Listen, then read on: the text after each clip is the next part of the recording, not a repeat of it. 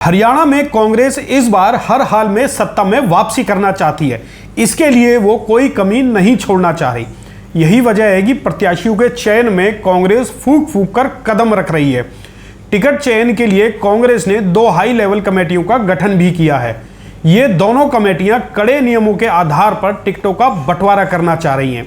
हालांकि टिकट वितरण में पूर्व सीएम भूपेंद्र सिंह हुड्डा, सांसद कुमारी शैलजा और रणदीप सिंह सुरजेवाला में भिड़ंत के आसार भी दिखाई दे रहे हैं। इसके बावजूद इस बार कांग्रेस राज्य में कई नए चेहरों को मैदान में उतारने जा रही है, जबकि करीब 3000 नेताओं ने टिकट के लिए आवेदन किया है। दोस्तों नमस्कार, मैं हूं संजय कपूर और आप देख रहे हैं सिटी मेल न्यूज। यदि सीधे तौर पर कहें तो 2024 के चुनावों में कांग्रेस कई बड़े नेताओं का पत्ता साफ करने जा रही है। एक तरह से कहें कि कांग्रेस बिना प्रेशर के टिकट बांटने की तैयारी में है।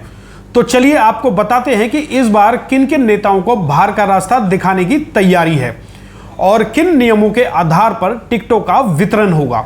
इसके लिए कांग्रेस सर्वे का सहारा भी ले रही है। अंदर खाने कांग्रेस अपने भावी प्रत्याशियों का सर्वे भी करवा रही है और जो प्रत्याशी जीतने का दम रखते होंगे उन्हें ही टिकटों में प्राथमिकता दी जाएगी। इस बीच आपको एक खास बात यह भी बता दें कि राज्य भर से टिकटों के लिए आवेदन करने वाले प्रत्याशियों की संख्या करीब 3000 तक पहुंच गई है। लेकिन जिन लोगों ने आवेदन किया है पहले उन्हें कड़ी इंटरव्यू प्रक्रिया से गुजरना ही होगा। साथ ही टिकट देने के लिए सर्वे में शामिल संबंधित प्रत्याशियों की रिपोर्ट को भी आधार बनाया जाएगा। इस बार सिफारिश कम और जीत का पैमाना प्राथमिकता पर नापा जाएगा। इसके अलावा 2019 में जिन प्रत्याशियों की जमानत जब्त हो चुकी है उसकी टिकट पर विचार नहीं किया जाएगा। इसके साथ ही लगातार 2 बार चुनाव हार चुके नेताओं को टिकट के दायरे से बाहर रखने की बात भी कही जा रही है। कांग्रेस का एक और नियम भी दावेदारों के लिए जी का जंजाल बन सकता है। जिन नेताओं पर मुकदमे चल रहे हैं या फिर वो किसी तरह की कानूनी पचड़े में फंसे हैं तो शायद उनकी टिकट पर भी खतरे की तलवार लटकी रहेगी। तो चलिए अब आपको बताते हैं कि कांग्रेस किन किन नेताओं को बाहर का रास्ता दिखाने जा रही है। सबसे पहले बात करते हैं उन विधानसभा क्षेत्रों की जहां कांग्रेस प्रत्याशियों की जमानत जब्त हुई थी।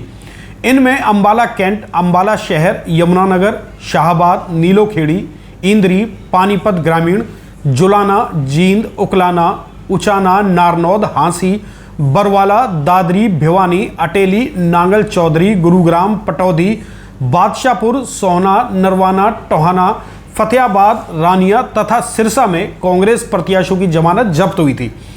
इनकी टिकट पर अब शायद ही चर्चा हो। लेकिन अब आपको बताते हैं कि कांग्रेस हाईकमान ने जहां 15 मौजूदा विधायकों को फिर से तैयारी करने के लिए हरी झंडी दे दी है, वहीं 500 से 5000 वोटों के अंतर से हारे नेताओं को भी दोबारा से टिकट देने का निर्णय लिया गया है। लेकिन इससे पहले कांग्रेस अपनी सर्वे रिपोर्ट को भी आधार जरूर बनाएगी। यदि सर्वे रिपोर्ट इन नेताओं के पक्ष में रही तो फिर उन्हें दोबारा से चुनाव मैदान में उतारा जाएगा। कांग्रेस की इस प्रक्रिया को देखते हुए अब कहा जा सकता है कि 2024 में हरियाणा में काफी संख्या में नए चेहरों पर दांव खेला जाएगा। कांग्रेस की इन तैयारियों को देखते हुए कहा जा सकता है कि आने वाले विधानसभा चुनावों में बीजेपी को कड़ी चुनौती मिलने जा रही है। दोस्तों ऐसे में अब आपका क्या कहना है और आप अपने क्षेत्र से किसे जिताऊ उम्मीदवार के तौर पर देखते हैं, कमेंट बॉक्स में कमेंट करके जरूर बताएं।